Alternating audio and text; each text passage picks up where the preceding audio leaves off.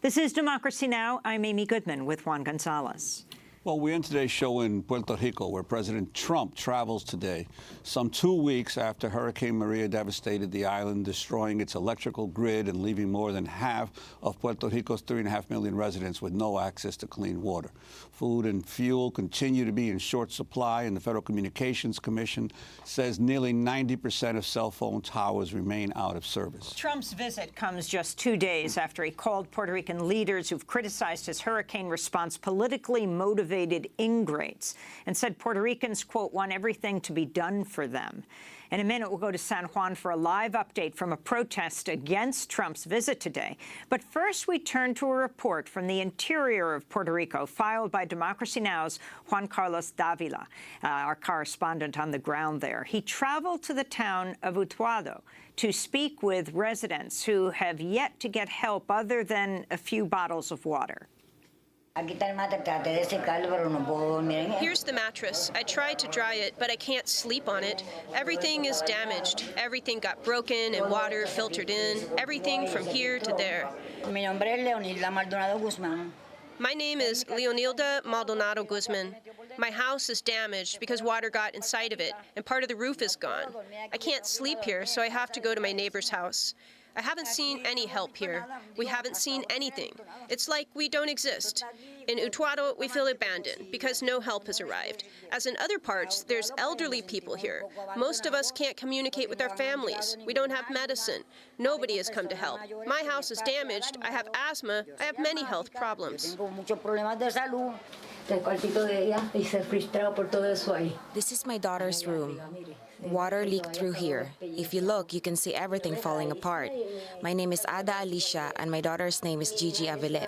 My daughter is a cerebral cancer patient. She has leukemia. Everything got wet. All the living room, her room. She lost her TV, video games, all of her things.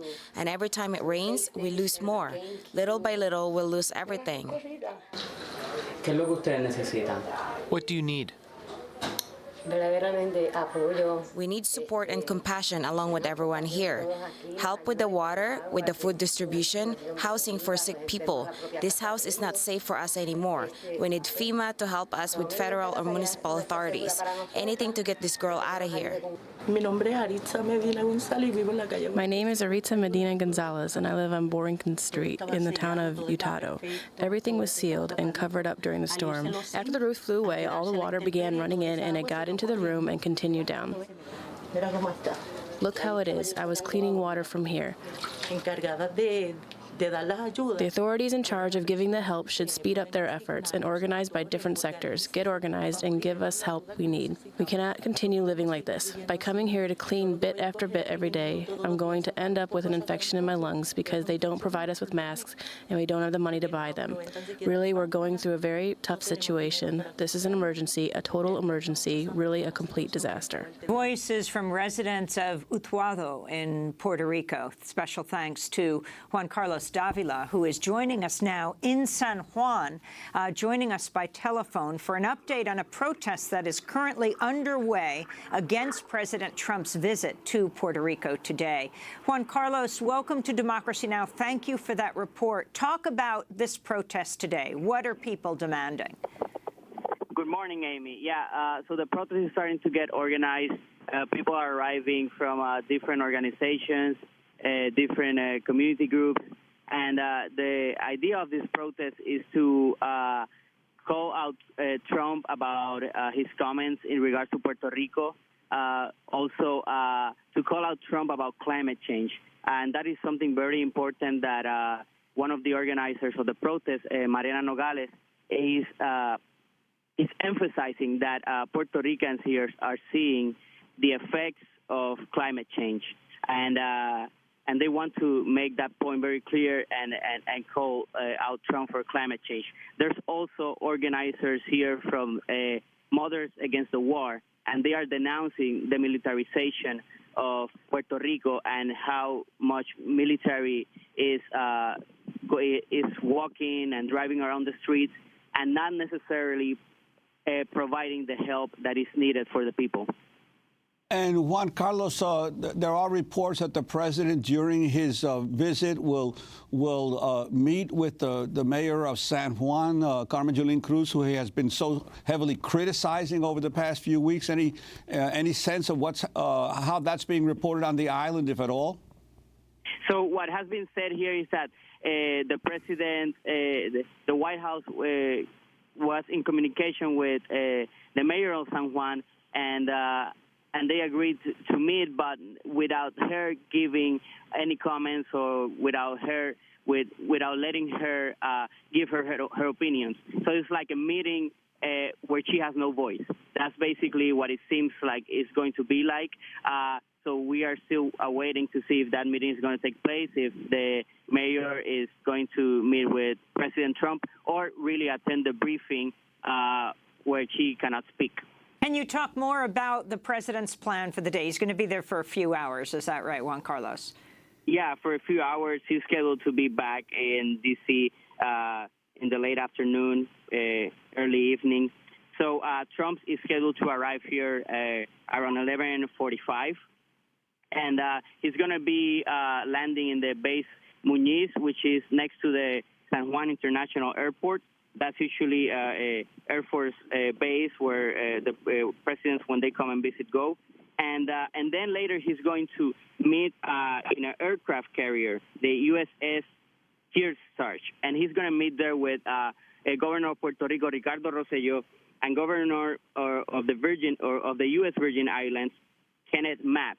And so he's going to fly into the base, and then he's going to fly out of Puerto Rico, of the island, to an aircraft carrier to meet with the governors of Puerto Rico and U.S. Virgin Islands. It's still unclear where he's going to head out around the island. It is said that he's going to visit and talk with first responders, also that he's going to be talking with people and families that have been impacted or severely impacted by this hurricane, but it's still unclear at this time where is he heading. Earlier today, I heard Héctor Pesquera, the Secretary of Public Security here in the island, and even he doesn't have a clear idea where Trump is going to be at if he plans to go outside of the metropolitan area, and where is he going to be at if he plans to go outside of the base and the aircraft carrier. And Juan Carlos, what about the situation right now on the ground? I've heard reports that some cell phone service, especially in the metropolitan area, San Juan metropolitan area, has come back, but obviously the interior of the island is still in terrible shape. But could you talk about what you've been able to see? Yeah, for sure, and that's one of the issues for the protest being called out today. One of the complications, I was just talking to one of the organizers, is that they are unable to communicate with people. Sonia Santiago from Mothers Against the War, she knew about the protest when she was able to call her daughter from New York, and she told her that there was a Trump protest. So there's really very limited. The access to the internet is very, very bad here. And the reception and the cell phone reception is a bit better here in San Juan. Is a bit better here, obviously in the convention center. But outside of certain key areas in the metropolitan area, people are very incommunicated. Like the town I assisted, the town of Utuado I visited yesterday. People have no communication there. People at this point have not heard from their relatives. And this also creates a big problem because FEMA is asking a lot of people to fill applications for help online, and people cannot even call in certain places.